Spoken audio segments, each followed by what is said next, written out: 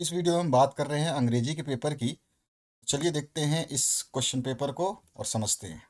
तो यहाँ पर जो है पहला आपको पैराग्राफ दिया गया, एक इसको पैसेज को पढ़ना है। इसमें पूछा गया है your behaviour is the key to your success. यानी कि आपको जो है पैसेज पढ़ना है, उसके बाद जो क्वेश्चंस दिए गए हैं उसके आंसर्स देने हैं। तो यहाँ पर जो है बोला गया है your behaviour is the key to your success, अर्थात आपका व्यवहार जो है आपकी सफलता की कुंजी है। Well behave person are always well known in society. अच्छे व्यवहार वाला व्यक्ति जो हमेशा समाज में प्रसिद्ध होता है। A polite teacher can create interest in students to learn more and more. इसी तरह से एक विनम्र शिक्षक जो है छात्रों में अधिक से अधिक सीखने की रुचि पैदा करता है। Students also listen to him very carefully and they find his teaching very interesting and easy. इसी वजह से जो है छात्र भी उनकी बातों को ध्यान से सुनते हैं। उनका पढ़ना उनसे पढ़ना जो है उनको बहुत ही दिलचस्प और आसान लगता है। The smiling face of A doctor increases the healthy healing ability in the patients and makes a rapid recovery in them. अब यहाँ पे बोल रहा है डॉक्टर की मुस्कुराता हुआ चेहरा रोगियों के उपचार की क्षमता को बढ़ाता है। हीलिंग एबिलिटी मतलब जो है उनको ठीक करने की जो क्षमता है उसको बढ़ाता है, ठीक है। और जल्द से जल्द उनको रिकवर करता है, यानी कि उन्हें तेजी से ठीक करता है। His behaviour helps them more than medicines. उनका व्यवहार जो है वो दवाइयों से ज़्यादा अधिक क्या करता है, मदद करता है। दवाओं से ज़्यादा मदद करता है। The patient feel much better in his presence. और जो रोगी होते हैं, मरीज होते हैं, उनकी उपस्थिति में बेहतर महसूस करते हैं। Such a doctor is always successful in his profession. ऐसा डॉक्टर हमेशा अपने पेशे में जो है सफल होता है। A well behaved officer is always popular among the subordinates. यहाँ पे बोला गया है कि एक अच्छा व्यवहार वाला अधिकारी जो है हमेशा अपने अधीनस्थों यानी कि जो सबऑर्डिनेट्स होते हैं उनके बीच में जो है लोकप्रिय होता है। His soft voice inspires the clerk to work well. उसकी जो मधुर आवाज़ है वो क्लर्क को जो है अच्छी तरह से काम करने के लिए प्रेरित करती है। He always gets his work done in time. वह हमेशा अपना काम जो है समय पर पाता है या करवाता है, ठीक है ना। तो ये होता है अच्छा व्यवहार का फायदा। अब इससे कुछ रिलेटेड क्वेश्चंस हैं, जैसे कि पहला क्वेश्चन यहाँ पे पूछा गया है what is the importance of one's behaviour individually and socially. यानी किसी का व्यवहार का क्या महत्व है सामाजिक रूप से भी और व्यक्तिगत रूप से भी। तो हम बोल सकते हैं, यहाँ पे मैंने आंसर लिखा हुआ है, आप देख सकते हैं। आंसर थोड़ा सा मैं छोटा लिख पाया हूँ कि यहाँ पे स्पेस नहीं था, ठीक है। आप देखो, a good behaviour is the key to an individual success. A well behaved person is always known in society. ठीक है, तो ये हमारा आंसर हो गया पहले का कि भाई एक गुड बिहेवियर जिसका होता है वो क्या होता है, उसके लिए वो सक्सेस होता है। मतलब व्यक्तिगत रूप से तो अच्छा व्यवहार उसके सफलता की कुंजी है, और जो अच्छा व्यवहार वाला व्यक्ति है वो पूरी रूप से मतलब अपने सोसाइटी में यानी समाज में जो है अच्छी तरह से प्रसिद्धि दिलाता है, या अच्छे व्यवहार वाला व्यक्ति जो हमेशा समाज में प्रसिद्ध होता है। तो ये हो गया पहले का आंसर। अब दूसरे आंसर की बात करते हैं। यहाँ पर क्वेश्चन नंबर 2 देखिए, what can what can a polite teacher achieve. एक पोलाइट टीचर क्या अचीव करता है, जिसका व्यवहार अच्छा है, ठीक है। विनम्र शिक्षक क्या हासिल कर सकता है। तो यहाँ पे हम कह सकते हैं a polite teacher can create interest in his students to learn more and more.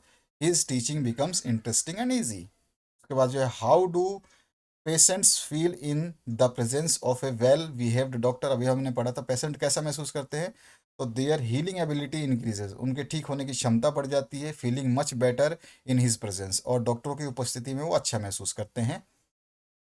What inspires the clerk to work sincerely. तो क्या इंस्पायर करता है क्लर्क्स को अच्छी तरह से काम करने के लिए। ठीक है, क्लर्कों को ईमानदारी से काम करने के लिए वो कहाँ से प्रेरणा मिलती है? The soft voice of a well behaved officer inspires the clerk to work sincerely. Passage में सब लिखा हुआ, अभी हमने पढ़ा था। इसके बाद में how is well behaved officer benefited in his office. तो एक वेल बिहेव्ड ऑफिसर जो होता है, एक अच्छा अधिकारी जो है, वो कह सकते हैं कि एक अधिकारी जो अपने काम को जो कैसे करवाता है, well behaved officer benefited his office, यानी कि जिसका व्यवहार, एक अधिकारी का अगर व्यवहार अच्छा है तो वह जो है ऑफिस को कैसे फ़ायदा पहुंचा सकता है। तो a well behaved officer always gets his work done in time. तो जिसका व्यवहार अच्छा होगा, जो व्यवहार अच्छा करता होगा, तो उसके क्लर्क अच्छा काम करेंगे, यानी कि उसका काम जो है समय पर पूरा हो जाता है। Give from the passage the word which is opposite to failure. Failure का क्या होता है? सक्सेस होता है, ठीक है ना। ये हो जाता है सक्सेस। तो देखते हैं हमारा सक्सेस है क्या इस पैसेज में। ये रहा, देखो सक्सेस, ठीक है, ये रहा सक्सेस। उसके बाद जो क्वेश्चन है नेक्स्ट, क्या पूछा गया? फेलियर का सक्सेस हो गया। Find out from the passage the word which mean never. Never का क्या होता है? ऑलवेज। नेवर मतलब कभी नहीं, ऑलवेज मतलब हमेशा। हाँ, ऑलवेज यह रहा, देखो अंडरलाइन मैंने कर दिया है ताकि समय बचे। इसके बाद जो है नेक्स्ट आपका दूसरा पैसेज यहाँ पे दिया गया है, discipline teaches us self control. अब जो है यहाँ पर डिसिप्लिन की बात हो रही है, वहाँ पर था बिहेवियर की बात, वहाँ व्यवहार की बात हो रही थी, यहाँ पे अनुशासन की बात हो रही है, ठीक है।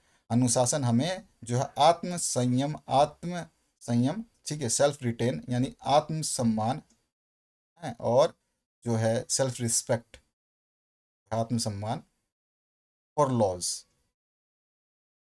कानूनों के प्रति जो है रिस्पेक्ट सिखाता है। तो अनुशासन जो है हमें आत्मसंयम, ठीक है, सेल्फ कंट्रोल, और आत्मसंयम, सेल्फ रिटेन, और रिस्पेक्ट यानी कि सम्मान, किसके लिए सिखाता है? लॉज के लिए, यानी कानून के प्रति सम्मान सिखाता है। It produces a sense of duty. यह जो है एक कर्तव्य की भावना पैदा करता है। There is a discipline in heavenly bodies, stars and planets. अब इसने बोला है कि यहाँ पर जो है आप देखेंगे डिसिप्लिन, जो अनुशासन जो है ना, ये सब जगह देखने को मिलता है, ठीक है। अनुशासन जो है आपको पिंडों में, ठीक है, हेवनली बॉडीज मतलब पिंड होते हैं, स्टार्स मतलब तारे हो गए, ठीक है, एंड प्लैनेट्स जो होते हैं, इन सभी में आपको दिखाई देते हैं, ठीक है।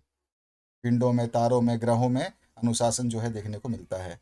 सब अपने समय से उगते हैं, अस्त होते हैं, चलते हैं, सब कुछ ही आपको अभी पता चल जाएगा। The ordered growth and decay that shows that there is discipline everywhere in nature। यानी कि विकास और मृत्यु दिखाती है कि पूरी जो नेचर है हमारा, जो प्रकृति है, उसमें अनुशासन है, ठीक है। The school and colleges can not run without discipline. जो स्कूल हैं और जो कॉलेज हैं, ये अनुशासन के बिना नहीं चल सकते। Discipline makes us civilised. और जो अनुशासन है ना, हमें सभ्य बनाता है। सिविलाइज्ड मतलब सभ्य, और सिविलाइजेशन मतलब सभ्यता। We learn to respect the views and rights of others. तो हमें क्या है, यहाँ पर क्या कह रहा है ये, हम दूसरों के विचारों और अधिकारों का सम्मान करना सीखते हैं अनुशासन से। Games and sports makes the players disciplined. अब गेम्स और स्पोर्ट्स जो है वो क्या करते हैं, खेल जो है और स्पोर्ट्स क्या करते हैं, खिलाड़ियों को अनुशासित करते हैं। Discipline stands for law and order. और जो है अनुशासन जो है क्या करता है, कानून और व्यवस्था का प्रतीक भी है। A well disciplined person always does his work duty honestly. तो हम बोल सकते हैं कि अनुशासित व्यक्ति हमेशा अपना कर्तव्य या काम जो है ईमानदारी से करता है। If there is no discipline in society, people shall do as they please, and that may be harmful for the society where there is no discipline। यहाँ पे पहले पहले इसको समझ लीजिए, इस लाइन को, कि क्या बोल रहा है। If there is no discipline, यदि समाज में अनुशासन नहीं होगा तो लोग अपनी मर्जी से काम करने लगेंगे। यह समाज के लिए क्या हो सकता है, हानिकारक हो सकता है, हार्मफुल हो सकता है। Where there is no discipline, और जहाँ पे अनुशासन नहीं है, वहाँ क्या होगा, there is disorder without order and discipline there can be no peace in the society. तो जहाँ पर अनुशासन नहीं है वहाँ व्यवस्था अनुशासन के बिना समाज में शांति नहीं हो सकती। तो इस तरह से ये आपका पैराग्राफ था। अब इसके क्वेश्चनों की बात करते हैं। तो इसमें पहला जो क्वेश्चन पूछा गया है वो पूछा गया है what does discipline teach us. तो यहाँ पे मैंने आंसर लिखा हुआ है कि जो डिसिप्लिन हमें क्या सिखाता है ये आपसे पूछा गया है। तो हम कह सकते हैं अनुशासन जो है हमें क्या बताता है, discipline teaches a self control self retain and respect for laws, है ना। अनुशासन हमें आत्मनियंत्रण आत्मसंयम और कानूनों का सम्मान करना सिखाता है। What shows that there is discipline everywhere in nature. तो अभी अभी हमने देखा the order growth of the ordered growth and decay shows there is discipline in anywhere in nature. Nature वाली जो लाइन अभी हमने पढ़ी थी कि भाई जो डेथ है, यहाँ पे देखो, order growth and decay shows that there is discipline anywhere in nature. तो इसको ही हमें समझ करके बस लिखना होता है। बस पैराग्राफ में सारे आंसर्स मिल जाते हैं, तो सोच समझ के आपको लिखना होगा। इसके बाद देखिए यहाँ पर क्या पूछ रहा है आपसे, what will happen if there is no discipline in the society. तो अगर यहाँ पे सोसाइटी में डिसिप्लिन नहीं होगा तो if there is no discipline in society तो क्या हो जाएगा, यहाँ पे देखिए, if there is no discipline in society people shall do as they please. जो उनको मर्जी होगी वो करेंगे और that may be harmful for the society, वो जो है सोसाइटी के लिए हानिकारक होगा। तो यही हमारे आंसर में लिखा गया है, ठीक है। इसके बाद how can there be peace in the society. Society में जो है पीस कैसे हो सकता है, there can be peace in the society by the order and the discipline, by the order and the discipline. Without order तो discipline रहेगा नहीं, तो पीस के लिए क्या चाहिए, ऑर्डर एंड डिसिप्लिन चाहिए। There can be peace in the society. तो मैंने ये लिख रखा है, इसको अगर आप थोड़ा सा बड़ा करके देखना चाहें मैं बड़ा कर देता हूँ तो आपको थोड़ा सा आंसर दिखाई देगा, देख लीजिए। ये पहले का आंसर है, ये फिर दूसरे का आंसर नीचे दिया गया, तीसरे का आंसर है, फिर चौथे का ही पांचवे का आंसर है। इसके बाद में इसमें पूछा गया find out the passage the word, यहाँ पे उल्टा ही लिखा है, find out the word from the passage which means, मतलब सेम टू सेम, रेजिमें रेजिमेंटेशन। यहाँ पर देखिए, यानी कि बढ़ना होता है उगना होता है, तो इसका मतलब क्या हो जाएगा यहाँ पर जो है, सॉरी, रेजिमेंटेशन मतलब होता है आत्मनियंत्रण, तो इसको बोलते हैं हम सेल्फ कंट्रोल, ठीक है। ये है आपका पहला आंसर, सेल्फ कंट्रोल। और फ्लरिश मतलब होता है खत्म, फ्लरिश मतलब होता है बहुत ही अच्छा, खत्म नहीं होता, अच्छा होता है, उगना होता है, बढ़ना होता है, फ्लरिश, ठीक है। और इसका अपोजिट पूछा है, यहाँ पर अपोजिट पूछा गया है। इसका तो सेम मीनिंग पूछा गया था। इसका होता है आत्मनियंत्रण, तो आत्मनियंत्रण का होता है सेल्फ कंट्रोल, ठीक है, ऊपर लिखा हुआ है। और जो होता है क्षय बोलते हैं जिसको, फ्लोरिश जो है ये क्या होता है आपका, बहुत बढ़िया होता है, उगना होता है, बढ़ना होता है, अच्छा होता है। और इसका अपोजिट पूछा है तो अपोजिट होता है डेथ हो जाएगा, डिके हो जाएगा। इसके बाद जो है, suppose you are Riya Sharma studying in government senior secondary school Rajgarh, write a letter to the principal of your school complaining about the poor condition of your classroom. देखो इसमें क्या है, आपको सीधा सीधा ये बता देना है, ये लिखना है कि टू द प्रिंसिपल लिख करके, पहले तो आपको पता ही है कि लेटर हम कैसे लिखते हैं प्रिंसिपल को, ठीक है। तो प्रिंसिपल को कंप्लेंट करना है ना, तो टू द प्रिंसिपल जो भी आप लिखना चाहिए इस तरह से लिख करके, और उसमें बताओगे कि हमारी क्लास की बद से बदतर कंडीशन हो गई, देयर आर नो पेंटिंग, ठीक है। आप बोल सकते हो इसमें fan is not working, student tables are nearly dead. इस तरह से आपको लिखना होगा, बना बना के समझा करके, जो भी आपको समझ में आता है, ठीक है। तो इस तरह से आपको लिखना होता है।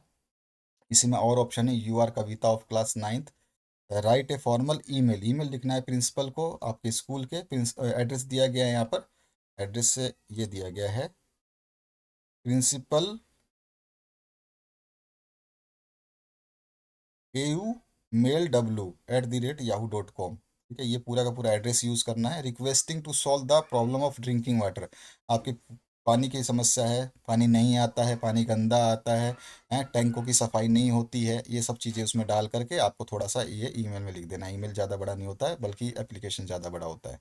इसके बाद जो है आपसे क्या पूछा गया है, यहाँ पे आपको किस लिए एप्लीकेशन लिखनी है, तो कंप्लेंट करना है आपको पुअर कंडीशन ऑफ क्लासरूम के। ये आपका एप्लीकेशन का मेन मुद्दा सब्जेक्ट में ही आ जाएगा। और इसमें भी आप इसमें सब्जेक्ट में आपका poor problem of drinking water आ जाएगा। सब्जेक्ट जरूर दोनों में मेंशन होता है, एप्लीकेशन हो चाहे आपका क्या हो, ईमेल हो।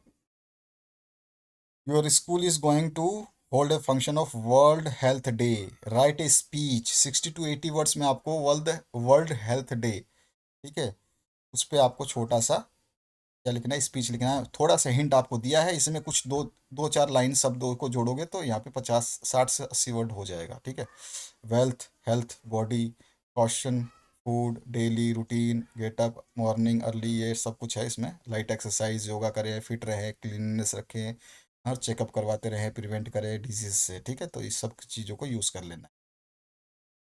इसके बाद जो आपका है, using outlines given below, write a story in 50 to 70 words, assigning a suitable title and moral. Title भी लिखना है, मोरल भी लिखना है।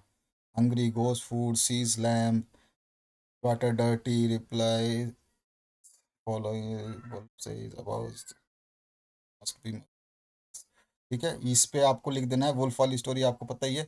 और ऑप्शन में भी आपको दिया गया है क्वेश्चन, अगर वो आप करना चाहें तो write a story in 50 to 70 words on the topic the fox and the crow. आपका लोमड़ी और कौवा जो है उसके ऊपर जो कहानी है उसको लिखना। नेक्स्ट जो क्वेश्चन इसमें पूछा गया, fill in the blanks with the correct form of the verb given in the bracket. यहाँ पे गेट दिया गया है, it is raining, if you go out you will get wet. तुम गीले हो जाओगे, अगर तुम बाहर जाओगे तो गीले हो जाओगे, तो विल आ जाएगा, गेट के साथ में विल आ जाएगा। Khushi dash milk before going to bed. तो जब भी वो जाती है सोने, मतलब रेगुलर की बात हो गई, तो वो टेक्स यानी कि एक लड़की है, अगर एस या एस लगता है जो हमेशा होता है। सन अगर हमेशा उगता है या डूबता है तो राइजेस या सेट्स। सेट्स मतलब डूबना, राइजेस मतलब उगना। तो Khushi takes milk before going to bed. अगर खुशी की जगह खुशी एंड दीपक होता, ठीक है, तो इस तरह से हम बोलते हैं Khushi and Deepak take milk before going to bed. तो इस तरह से आपको सोच समझ के लिखना है कि आपका सिंगुलर है या प्लूरल है। वी वेंट, अच्छा, we dash to meet our friend last. Last हो गया ना, तो पीछे वाले दिन की बात हो रही है, पास्ट टेंस में चले गए तो गो का क्या हो जाएगा, वेंट हो जाएगा, हम गए थे, ठीक है, last night. They dash heap of rubbish yet not remove. तो रबिश जो कचरे का ढेर था उसको उन्होंने अभी तक नहीं हटाया है। हिप मतलब ढेर, रबिश मतलब कचरा, अभी तक नहीं हटाया है, यट मतलब अभी तक। उन्होंने कचरे को अभी तक, कचरे के ढेर को अभी तक नहीं हटाया, तो दे नोट रिमूव, नोट रिमूव तो आएगा नहीं, दे हैव, बहुत सारे लोग हैं, अगर एक आदमी होता है कि यहाँ पे लिख देता है मतलब सोनू, तो सोनू की जगह सोनू होता सिंगल, तो वहाँ पे आता है हैज़ नोट रिमूव्ड। और यहाँ पर दे मतलब वे, बहुत सारे हैं, कौन कौन है पता नहीं है, तो बहुत सारे होते हैं तो हैव आता है, तो दे हैव नॉट रिमूव्ड, ठीक है। नॉट रिमूव तो नहीं आएगा, सीधा सीधा हैव आ जाएगा क्योंकि ये बहुवचन है। अब आगे बढ़िए, इसमें जो है fill in the blanks with the correct verb in the, यहाँ पे भी ब्रैकेट में दिया गया है, civics is a beautiful subject. एक सब्जेक्ट, ए सब्जेक्ट है ना, ए यहाँ पे लिख दे ए सब्जेक्ट, तो इज आएगा, आर तो आएगा नहीं, ए सब्जेक्ट है तो ठीक है। और सिविक्स आपने एस समझ के ये मत सोचना बहुवचन है, सिविक्स मतलब होता है नागरिक शास्त्र, ठीक है। उसके बाद जो आपका नेक्स्ट जो क्वेश्चन है इसमें पूछा गया, not only Raju but also his brother dash failed. तो दोनों ही फेल हुए हैं, राजू और उसके ब्रदर्स भी। तो ब्रदर्स के साथ जब बहुवचन आ गया तो हैव आएगा, हैज नहीं आएगा। The manager along with the clerk dash going to office. Manager along with clerk, तो मैनेजर जो है क्लर्कों के साथ जो है ऑफिस जा रहा है, तो यहाँ पर जो है द मैनेजर आ गया, तो मैनेजर को रिस्पेक्ट दिया जा रहा है यहाँ पे। हाँ, और साथ में जो है क्लर्क जा रहे हैं, तो द मैनेजर वॉज है, ठीक है। तो manager along with the clerks was going to office, were नहीं आएगा इसमें। और the cups on the table dash lovely. अब जो कप रखे हैं टेबल पे वो कैसे दिखाई दे रहे हैं, लवली, प्यारे दिखाई दे रहे हैं, तो यहाँ पे कप्स है, ठीक है। तो cups on the table looks lovely, यहाँ पे लुक्स आएगा, यहाँ पे एस लगा देना, मिस्टेक से रह गया, तो यहाँ पे आपका जो आंसर हो जाएगा ना वो ये हो जाएगा लुक्स। लुक लवली नहीं होगा, लुक्स लवली हो जाएगा, ये वाला कर लेना। इसके बाद जो है fill in the blanks with the appropriate determiners. तो डिटर्मिनर्स आपको डालने हैं a an the some any few little a little. I like dash girl in blue, तो I like the girl in the blue, ठीक है, यहाँ पे the आ जाएगा। Have you dash work with me, आपको कोई मेरे से काम है तो एनी वर्क, ठीक है। Tina has dash friends so she often feels lonely, मतलब कभी कभी वो अ, अकेलापन महसूस करती है, क्यों? क्योंकि उसके पास फ्यू फ्रेंड्स हैं। लिटिल विटिल नहीं आएगा, ध्यान रखना, सम नहीं आता इसमें, सम फ्रेंड्स, फ्यू फ्रेंड्स आएगा। Write the letter A B C D of the correct answer, आपको बताना है इसमें से कौन सा है। The meeting will be over dash an hour, तो बाई एन आर आएगा, ठीक है। इन विद आप समझ सकते हो, पढ़ने से ही पता चल जाता है। Hina invited me dash dinner at 9 PM, तो किसके लिए इनवाइट कर रही है? फॉर डिनर, तो फोर आ जाएगा। ऑन डिनर नहीं आएगा कभी, at Hina invited me on dear, on dinner. A shower of young flowers fell dash the child, तो upon the child, in the child नहीं आएगा, विद द चाइल्ड नहीं आएगा, फॉर द चाइल्ड नहीं आएगा, लड़के के ऊपर जो है फूलों की बरसात हुई। तो इस तरह से हम बता देंगे। अब इसके बाद जो है यहाँ पे पैसेज दिया गया है टेक्स्ट बुक से आपके। I was born in middle class Tamil family in Rameswaram वाला जो है चैप्टर आपका, तो ये अब्दुल कलाम वाला है चैप्टर। यहाँ पर in what type of family was Kalam born, तो यहाँ पे पहले लाइन में ही लिखा है I was born into middle class Tamil family, तो हम लिख देंगे Kalam born into a middle class Tamil family. इसी में सब कुछ आंसर रहता है।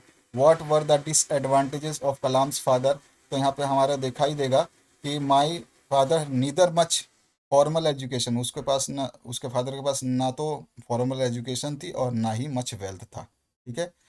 डिस्पाइट दिस डिसएडवांटेजेस, इसके बावजूद भी he possessed great innate wisdom and truly generosity of spirit, तो यहाँ पर जो है डिसएडवांटेज की लाइन यही है, तो इसमें हम बता देंगे ना तो उनके पास फॉर्मल एजुकेशन थी और ना ही मच धन था, वेल्थ।